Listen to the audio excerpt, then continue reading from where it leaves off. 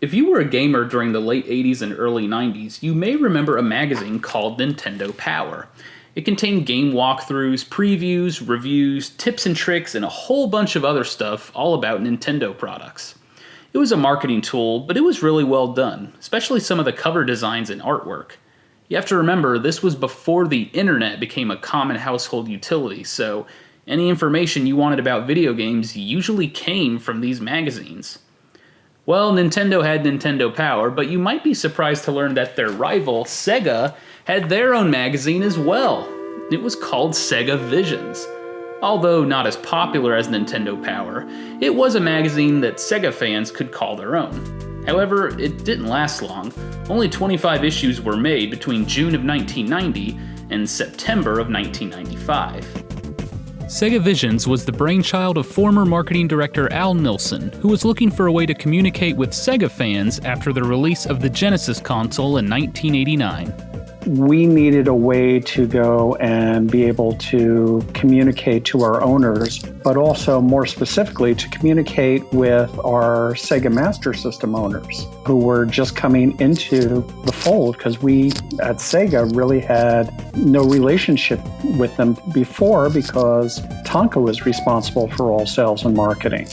There was no social media back then, and this was a great one-on-one way to go and connect with them. Sega Visions was initially never meant to compete with Nintendo Power.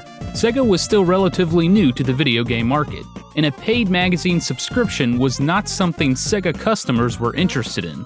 But Sega wanted to give their fans a voice, and a way to interact directly with them.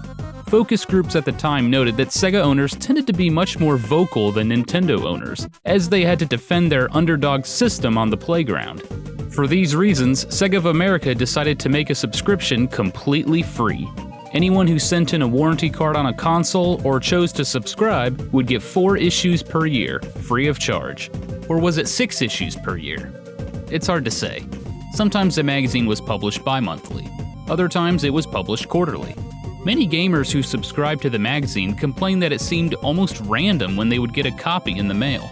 It was much smaller than Nintendo Power, but you have to realize, for every dollar Sega had for marketing, Nintendo had $10 to $15. Development of the magazine was handled by the Communique Group out of Newton, Massachusetts. Communique Group handled many magazines at the time, mostly kids club type publications. Sega of America would choose what games and products they wanted featured in the magazine, and Communique Group would write it up. After the magazine's launch, Al Nilsson handed over the day-to-day operations to Bob Harris, who became editor-in-chief and publisher of Sega Visions. Under Harris, Sega Visions greatly expanded its content. Over time, the magazine would be run by several different Sega employees. The first few issues were small, and the magazine clearly felt like a big advertisement for Sega. But soon the magazine would include more pages, better write-ups, behind-the-scenes interviews, articles, and more. Many departments from within Sega would pitch ideas for the magazine.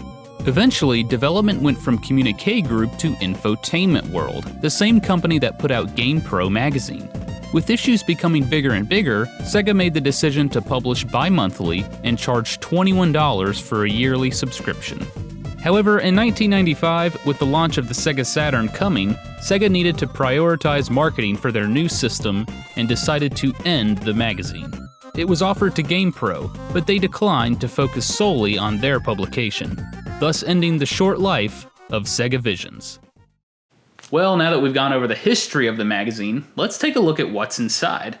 I've got about 6 issues here, so we'll go over some of the highlights. We'll start with an early issue that covered Sega Master System, Genesis, and Sega's hot new handheld, the Game Gear. It's not much at only 44 pages, and it feels like a brochure of Sega products. It does have a few features such as a mailbag, high scores, and Bill Kunkel's Game Doctor column. There's also a comic, Niles Nemo in Segaland, an homage to the classic comic strip Little Nemo in Slumberland. This was essentially Sega's version of Howard and Nestor. You can see the beginnings of Sega's attitude marketing with this comic. One interesting section is Party Line, which showcased new third-party developers and the games they were making for the Genesis. At this time, the Genesis was just getting started, and Sega wanted to show off and feature third-party licensees. It even takes swipes at Nintendo.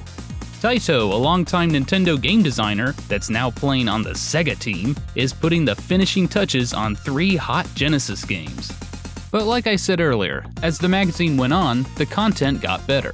In keeping with their new marketing campaign to show how cool and more mature Sega was, they renamed the mailbag to Yo, Sega. They also added a section called Say What? That talked about entertainment news around the country. Here's a tidbit discussing how there's going to be a Freddy vs. Jason movie. 11 years later, it was finally made.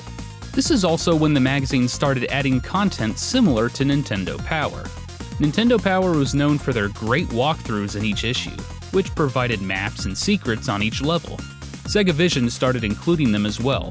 They weren't as big or detailed as the Nintendo Power ones, but it was a huge improvement over earlier issues.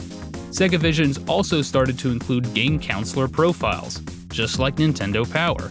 Back then, you could call a 1-800 number and talk to a counselor to get help on a game you were stuck on. They also started interviewing celebrities, getting them to endorse the company. Nintendo did the same thing. Near the back of the magazine were reviews of third-party games being released. Sega Visions never reviewed first-party titles, and had to be careful in their reviews. Said former editorial director John Sauer, "We did have to walk the line between selling games, third-party developers, and free speech advocates.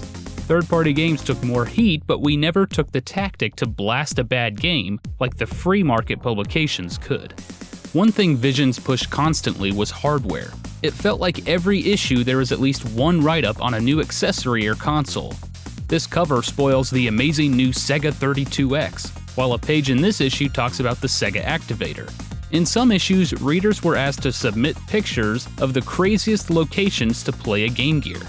Sega put out a lot of hardware back then. Probably too much. But Sega Visions did have its own unique features too. They started doing a lot of interviews with developers, and behind-the-scenes write-ups on Sega departments. They even did a History of Sega feature, which is right up my alley. One article was all about the upcoming ESRB rating system, and if it was right for the government to step in and regulate video games. Sega Visions also started including select excerpts from the extremely popular Sonic the Hedgehog comic from Archie Comics. It was so popular that it's still going on today, and according to the Guinness Book of World Records, it remains the longest-running video game comic series of all time. Needless to say, it's way better than Niles Nemo. There was some good stuff, and the magazine started to slowly get away from its advertising brochure feel and become much more robust, which made sense since they decided to start charging for a subscription. But the increase in size, along with the large amount of free subscribers and the upcoming Saturn launch, ultimately caused Sega Visions to end. Although it was short-lived, former marketing director Al Nilsson was proud of the publication. I think it was a very, very good-looking publication. It told the story of our products well. We got a lot of positive feedback. We were constantly doing market research, play tests, and we kept hearing a lot of great positive feedback about the magazine. I think it was great that Sega put out a magazine for their fans.